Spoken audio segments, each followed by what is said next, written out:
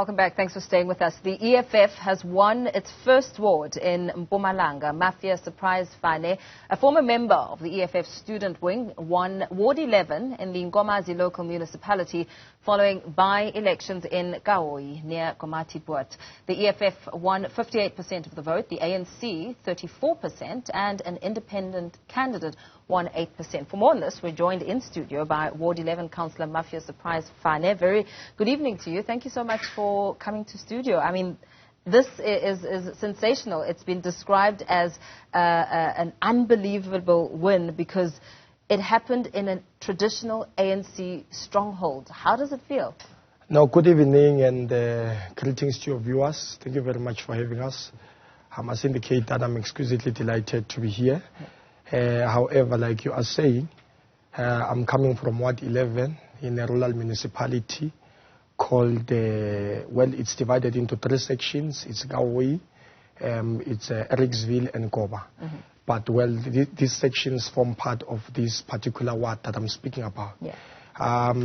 This is a stronghold of the ANC that I'm speaking about. The ANC has been ruling in that ward for almost 28 years now. And, well, in 2021, you would remember that we went to local government elections, and the ANC won that particular ward again.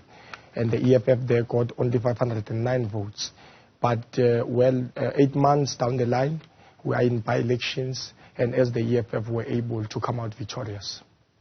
And I'd like for us to expand on those 2 elements, the local government elections as well as by-elections, in just a moment. But you described this rural village setting, and we know when it comes to rural villages that the needs of the residents, I mean, pretty much the same as urban areas, but a lot more intricate because there's not much communication when it comes to access to so much, right? So describe to us some of the big challenges that allowed you to secure this win, because it must be on the downfall of the ANC to have dominated for so long and now not be able to secure that ward. No, well, first thing first, I must appreciate the fact that you acknowledge the fact that rural municipalities are remaining behind as compared to urban municipalities. Ward 11 is not different from other rural municipalities. We are living in a municipality or in an area where people, after 28 years, after the attainment of democracy, they still do not have water. Yeah. We live in a municipality where there are households without electricity. We are living in a ward where a tar road is declared or maybe is viewed as a privilege. So there's a serious crisis where I'm coming from. But otherwise, like you are saying, what is it that secured the EFF this win? What secured the EFF this win is hard work. We really worked very hard because there is no leader that can lead people without being in communion with the people. Being in communion, we mean practicing the principle, the revolutionary culture of action and reflection. That is to say, we familiarize ourselves with the needs of the people on the ground and make sure that we work together with them. And not define ourselves as people who understand everything, as people who possess the entire knowledge of how to solve issues in the world, but work in partnership, in collaboration with the people on the ground so that we can be able to come up with mechanisms that will indeed make the developmental agenda of our community a success. So we are coming from that kind of a setting. People still do not have basic things. You would not believe that the clinic that is there cannot accommodate the community anymore. The clinic is very small. Sometimes when grannies go to that particular clinic and they want medication, they are told there's no medication. And these are people with chronic diseases, diseases that demand that each and every day they should be on their medication, but still they sleep without taking that medication. You go to a place called Eriksville, it's worse. There's no electricity at all. That place is entirely abandoned. There are learners who are always traveling to school. There's no school in that particular section of that ward.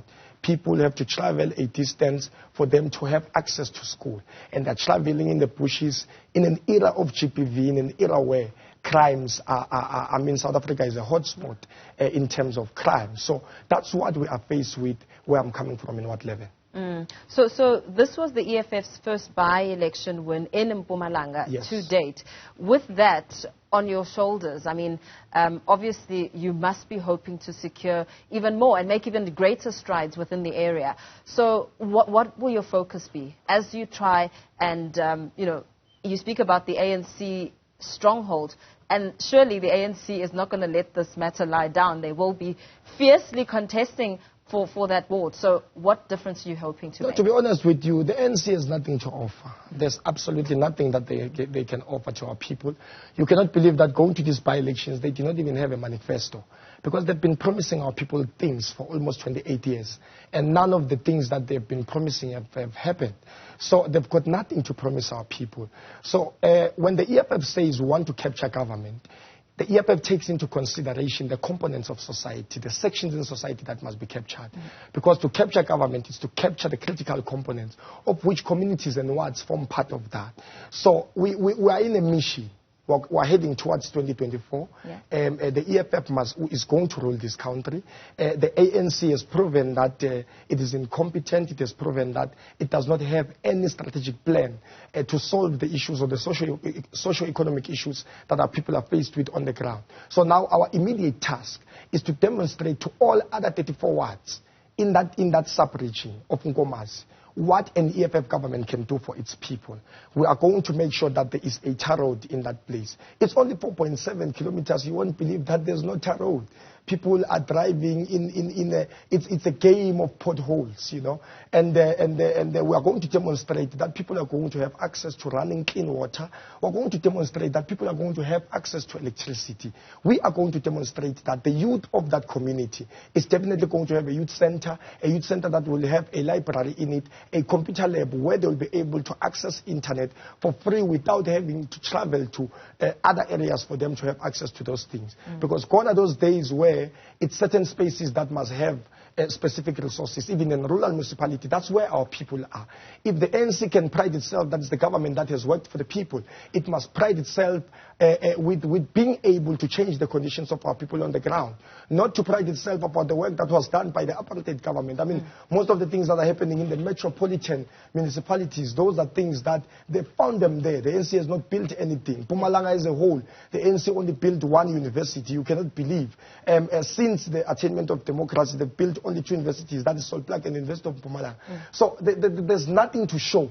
So we are trying to say, because we are in a mission to capture all these wards, we are going to demonstrate with that ward particularly what an EFF ward can do. I want to be honest with you, Mpo.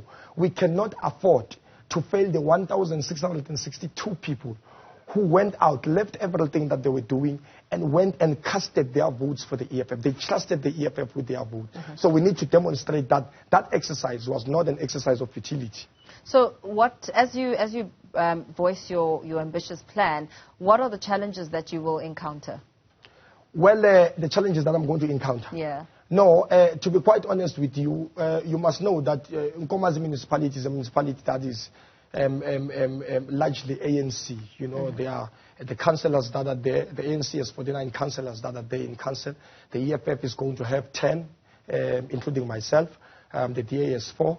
FF Plus has 1. So in terms of composition, if you can check the configuration of the opposition, it's only 16 councillors. And of course, the DA, we cannot count the DA in FF Plus because those run the very same neoliberal policies that the ANC are running. So what I'm trying to say is they might want to make it difficult for us to have access to resources. But they must know we are not depending on the resources of the municipality for us to change the conditions of our people in that ward. We are going to knock in the specific doors that we have to knock to and make sure that the things that were promised our people are indeed delivered. And by the way, the IDP is already there. When there's budget that is allocated, there's no one that can stand against that budget. And that's what we're going to do. Very well. Thank you so much. All the best to you. Thanks for joining us in studio. We leave it there for now. Mafia Surprise Fane, the Ward 11 councillor in the Nkomazi local municipality, speaking of a first there in an ANC stronghold.